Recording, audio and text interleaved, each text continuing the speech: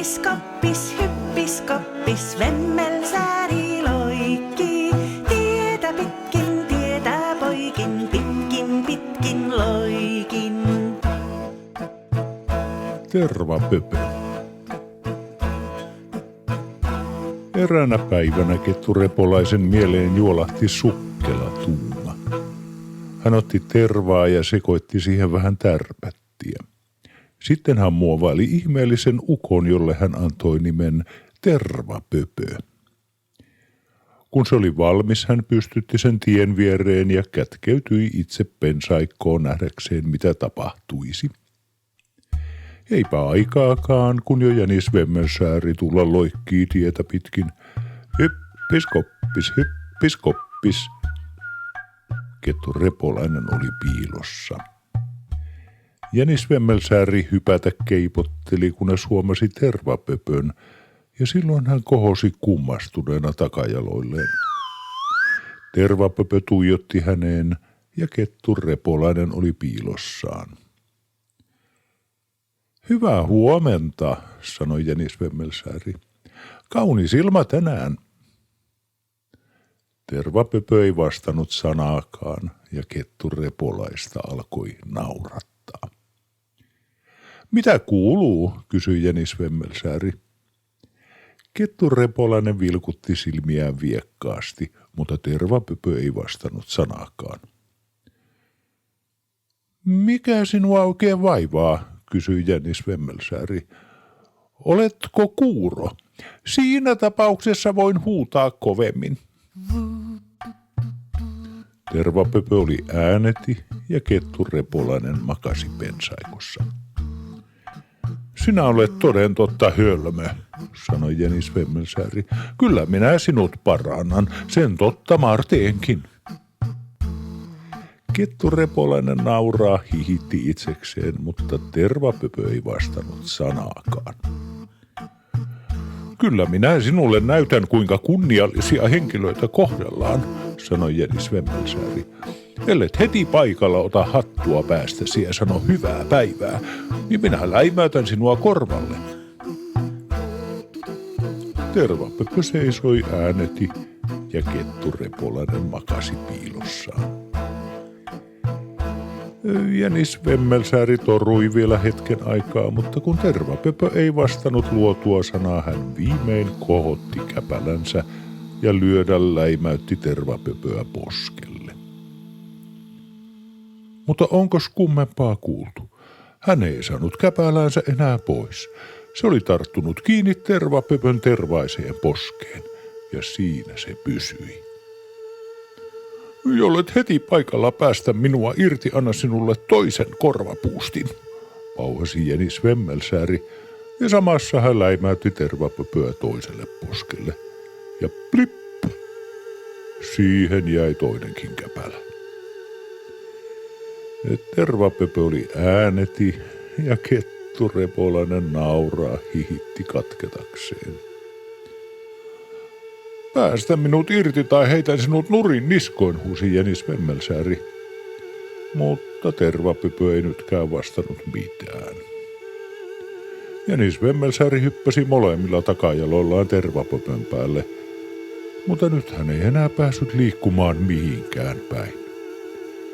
Silloin jänis Vemmelsääri uhkasi, että jollei Tervapöpö päästä häntä irti, niin hän puskee tämän kumoon. Ja sitten hän puski ja hänen päänsäkin takertui tervaan. Samassa Kettu Repolainen astui hiljaa piilostaan esiin ja näytti viattomalta kuin äsken syntynyt karitsa. Mitä kuuluu, jänis Vemmelsääri, hän kysyi. Sinä näytät varsin hassun kuriselta tänään. Ja sitten hän heittäytyi pitkälleen maahan ja nauroi ihan katketakseen. Viimein hän nousi seisomaan ja sanoi. Luulenpa, että olet nyt vallassani, jänis Vemmelsääri. Luulen totta tosiaan. Sinä olet kuljeskellut täällä metsässä keikistellen ja rehennellen, aivan kuin olisit itse eläinten kuningas.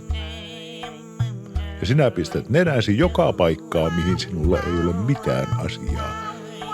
Kuka sinun käski esimerkiksi tänään mennä hieromaan tuttavuutta tervapöpön kanssa?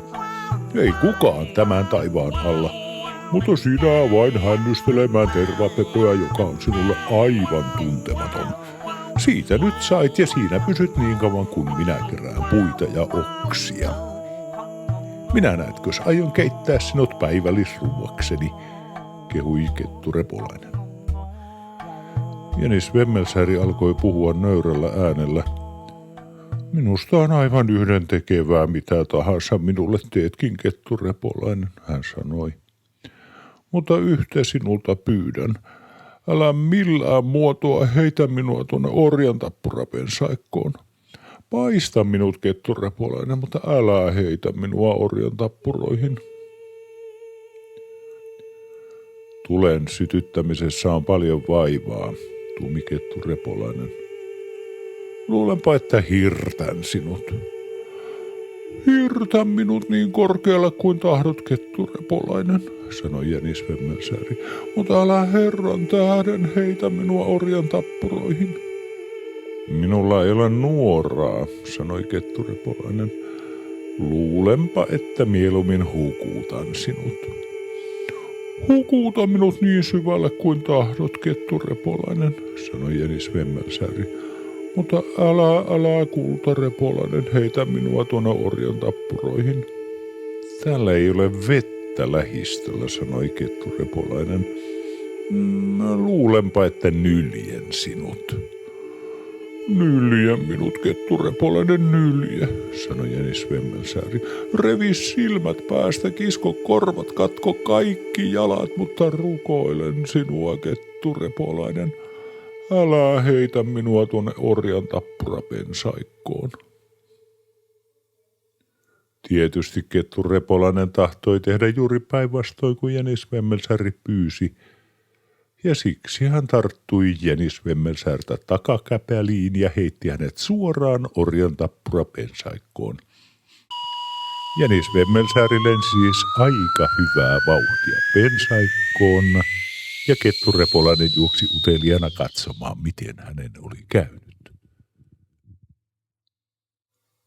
Hetkisen kuluttua hän kuuli jonkun huutavan häntä ja näki Jänis Vemmelsäären istuvan pölkyllä pienen kummun harjalla, kaapimassa tervaa karvoistaan lastusella. Silloin kettu Repolainen huomasi tullensa pahoin peijatuksi, ja Jänis Vemmelsääri hoilasi. Syntynyt ja kasvanut orjantappuroissa, kettu Repolainen.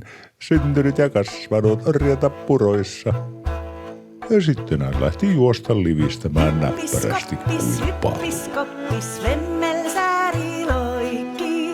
Tietä poikin, pitkin loikin. Dilladideja, dilladida, dilladialladi, dilladidu. Syntynyt ja kasvanut on orjantappuroissa. Koko Vemmelsäären suku piikkipuusikoissa. Dilladideja, dilladida, dilladialladi, dilladidu. Hyppis, koppis, Vemmelsääri loikki. Tietä poikin, pitkin loikin. Tietä poikin, pitkin loikin. Dilladideja, dilladida, dilladialladi, dilladidu.